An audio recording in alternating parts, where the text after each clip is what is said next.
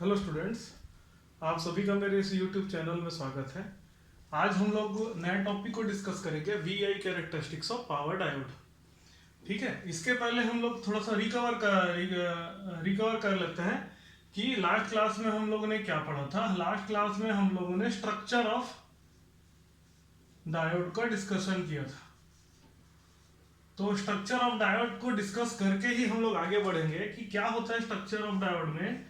कि diode basically 3 layer से मिल करके बना होता है।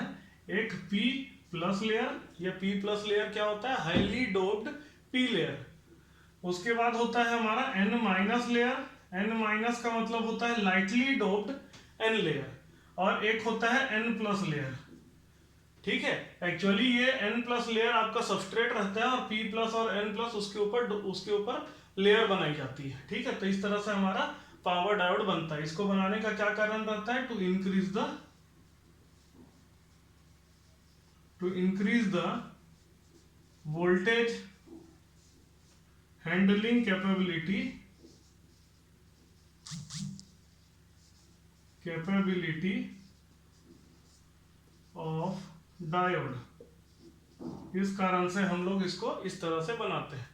अब हम लोग वी आई कैरेक्टरिस्टिक्स पे आते हैं। तो वी आई कैरेक्टरिस्टिक्स हम लोग पहले रिकॉल करेंगे कि एक नॉर्मल सिग्नल डायोड होता है, उसकी वी आई कैरेक्टरिस्टिक्स कैसे होती है। तो एक नॉर्मल सिग्नल डायोड होता है, इसमें हम लोग जैसे ही ये आपका positive voltage, positive current, negative voltage और नेगेटिव करंट। पॉजिटिव वोल्टेज का मीनिंग होता है पी एन, मतलब anode to cathode voltage. Basically voltage क्या होता है, एनोड टू कैथोड। अगर एनोड पॉजिटिव होगा रिस्पेक्ट टू कैथोड तो वो पॉजिटिव वोल्टेज कहलाता है। एनोड नेगेटिव होगा विद रिस्पेक्ट टू कैथोड तो नेगेटिव वोल्टेज कहलाता है। Current flowing from P side to N side, P से एन की तरफ जो करंट फ्लो करता है, या एनोड टू कैथोड जो करंट फ्लो करता है, उसको हम लोग पॉजिटिव करंट कहते हैं। और एनोड कैथोड टू एनोड अगर करंट फ्लो करेगा तो उसको हम लोग नेगेटिव करंट कहते हैं। तो एक नॉर्मल सिग्नल डायोड जो होता है, सिग्नल डायोड में क्या होता है, when positive voltage is given then initially the rise in current is very small. ठीक है, इनिशियली राइज इन करंट काफी कम होता है, लेकिन when the voltage reaches a cut in voltage, V के क्या होता है, वी के आपका कट ऑफ वोल्टेज होता है। वी के अपना होता है कट ऑफ वोल्टेज। तो जब भी वोल्टेज, इनपुट वोल्टेज वी के से ज्यादा होता है तो आपका जो एनोड करंट है वो रैपिडली इंक्रीज करता है।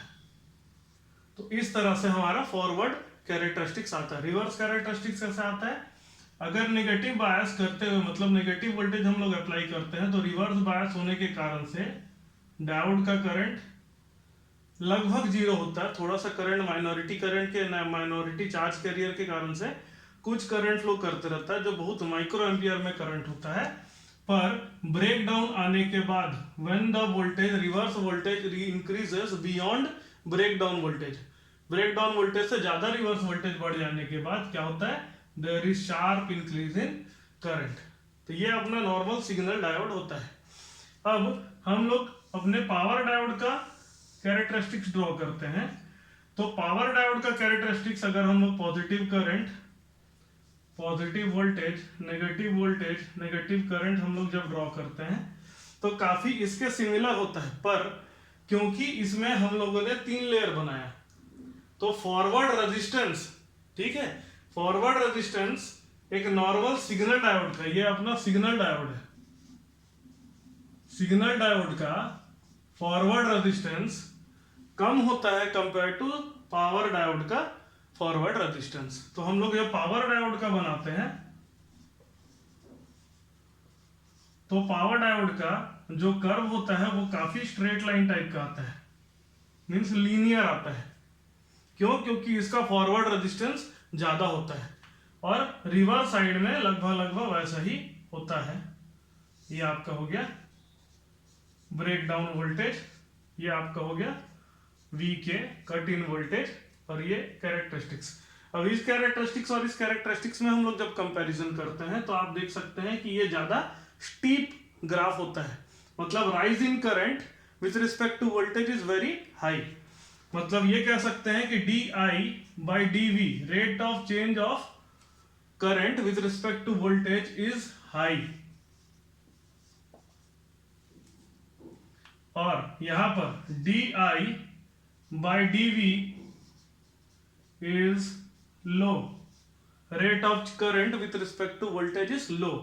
तो अगर ये है तो dv by di आपका क्या हो जाएगा, लो हो जाएगा, जो कि रिप्रेजेंट करता है रेजिस्टेंस को, फॉरवर्ड रेजिस्टेंस को। तो फॉरवर्ड रेजिस्टेंस इस कारण से इसमें क्या होता है, कम होता है।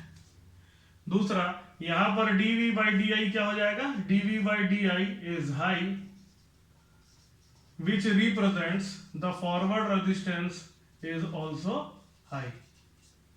ठीक है, तो अगर हम लोग को कोई एग्जाम में क्वेश्चन आता है, अगर कोई दो ग्राफ प्लॉट करता है, there are two diodes, one is signal diode and another is power diode, the VI characteristics is as shown in the figure.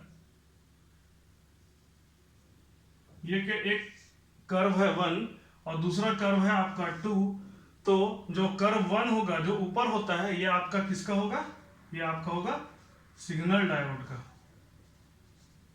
और जो कर्व 2 होगा ये किसका होगा, पावर डायोड का। ठीक है, क्लियर हुआ। अब आपको मेरा लेक्चर पसंद आया हो तो प्लीज मेरे चैनल को सब्सक्राइब करिए और मेरे इस लेक्चर को लाइक करिए और बेल बटन दबाइए, ताकि आपको जो भी अगला लेक्चर है उसका इंफॉर्मेशन तुरंत मिल जाए। Thank you.